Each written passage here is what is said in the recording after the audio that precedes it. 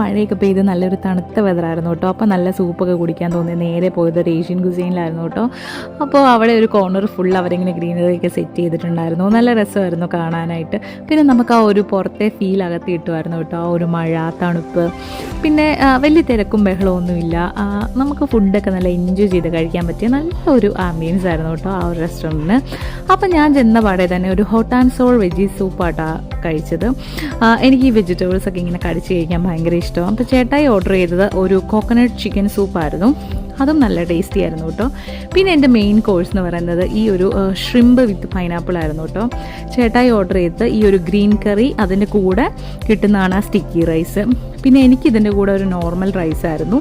അങ്ങനെ ദേ സൂപ്പൊക്കെ ഞാൻ നല്ല ആസ്വദിച്ച് കുടിച്ചു. സൂപ്പ് കഴിക്കുമ്പോൾ തന്നെ നല്ല ഫില്ലിംഗ് ആയിരുന്നു കേട്ടോ. പിന്നെ കുറച്ച് പാഴ്സൽ എടുക്കാനുണ്ടായിരുന്നു, കുറച്ച് മിച്ചം ഉണ്ടായിരുന്നു. അത് ഞങ്ങൾ നേരെ പാഴ്സൽ എടുത്ത് നേരെ വീട്ടിൽ പോന്നു. അപ്പോൾ ഇത്രേ ഉള്ളൂ. Thank you so much.